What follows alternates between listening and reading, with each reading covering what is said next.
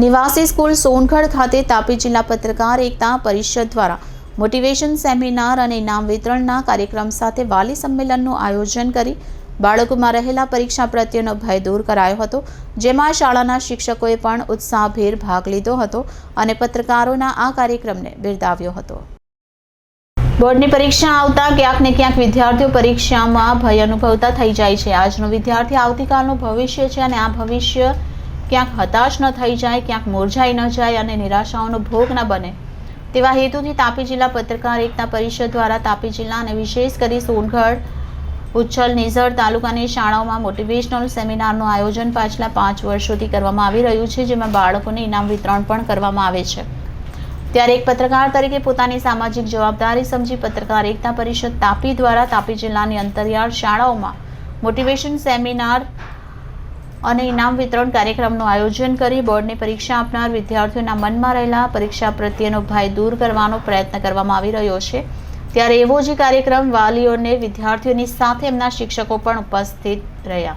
મા કન્યા નિવાસી શાળા સોનગઢ અને મિશ્ર નિવાસી શાળા ઉચ્છલ નેચર કુકરમુંડાના વિદ્યાર્થીઓ સાથે યોજવામાં આવ્યો, જેમાં ભાગ લેનાર વિદ્યાર્થીઓએ આ કાર્યક્રમ અંગે ખૂબ હકારાત્મક અભિપ્રાય આપ્યો હતો।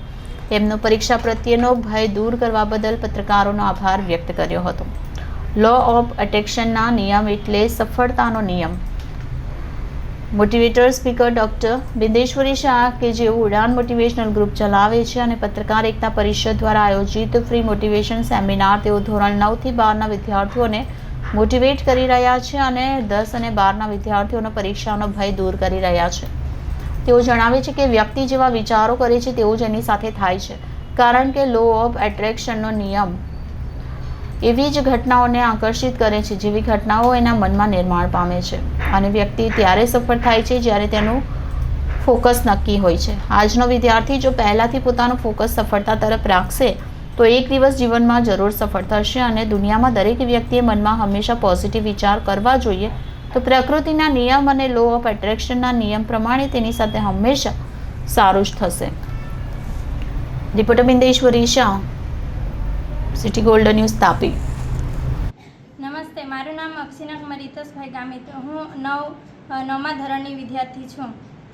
આજે જ્યારે અમારી સ્કૂલમાં સેમિનાર હતું, એમાં અમે ભલે આજે 9મામાં છે, પરંતુ આવતા વર્ષે અમે જ્યારે 10મામાં જવાના છે, બોર્ડની પરીક્ષા આપશું, ત્યારે અમને આજે ડૉક્ટર BK સરે અમને સારી પ્રેરણા પૂરી પાડી કે અમે જેવું વિચારશું તેવું અમને અમારું સફળતાની જે ચાવી છે તે અમે કેવી રીતના કરશું, અમે જેવું વિચારશું તેવું અમને મળશે અને જેવું અમે એટલે કે નકારાત્મક વિચાર મનમાં લાવશું તો તેવું અમને સફળતા મળશે, અમે જેવું વિચારશું તેવું અમને મળશે, એવું અમને સારી પ્રેરણા અમને ડૉક્ટર BK સરે અમને પૂરી પાડી, માટે તે બદલ હું તેમનો આભાર માનું છું। જી, થેન્ક યુ।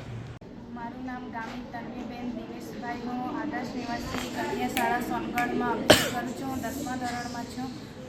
આજના સેમિનારથી તમારા પરીક્ષાનો ભય દૂર થયો? હા। કેવું લાગ્યું તમને? મને પરીક્ષાનો ખૂબ જ ડર હતો, પણ મોટિવેશનના કારણે તે ડર મેં આજે દૂર કરી શકી છું।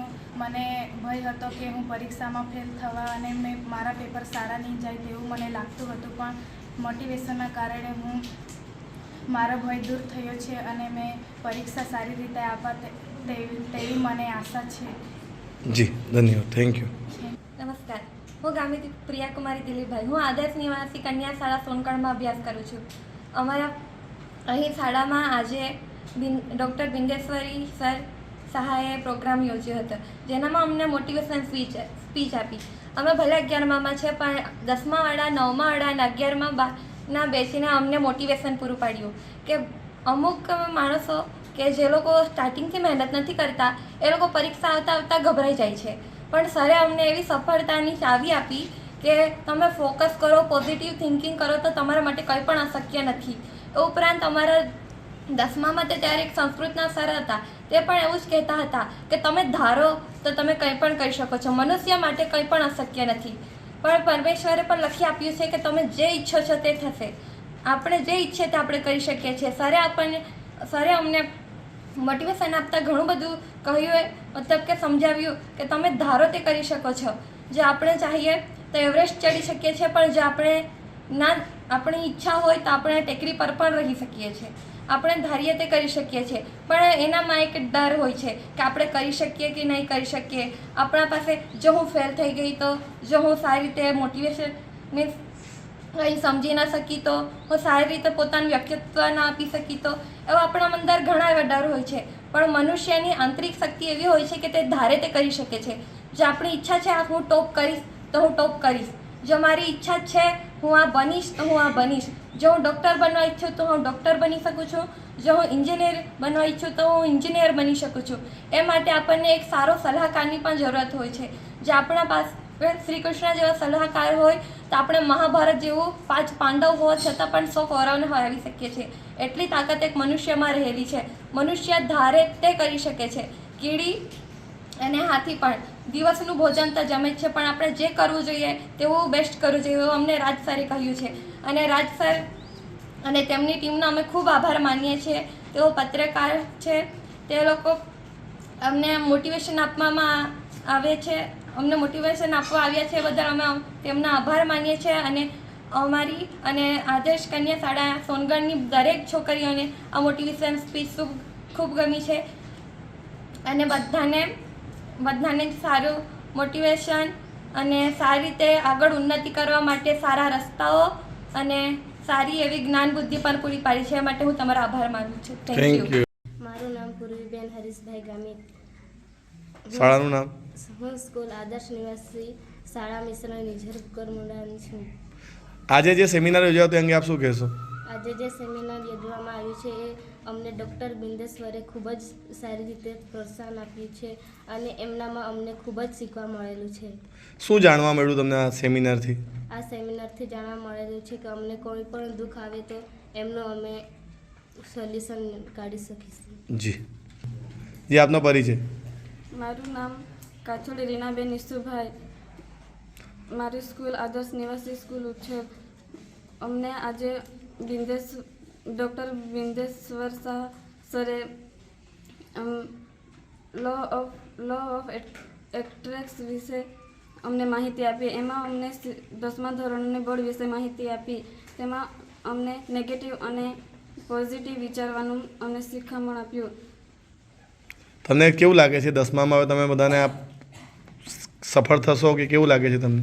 અમને ડૉક્ટર બિંદેશ્વર શાહ સરે શીખવેલું અમને ગમે તેથી તેમણે અમને સારું વિચારવાનું કહ્યું. અમને લાગે છે તેમાંથી અમે પાસ થઈ જશું.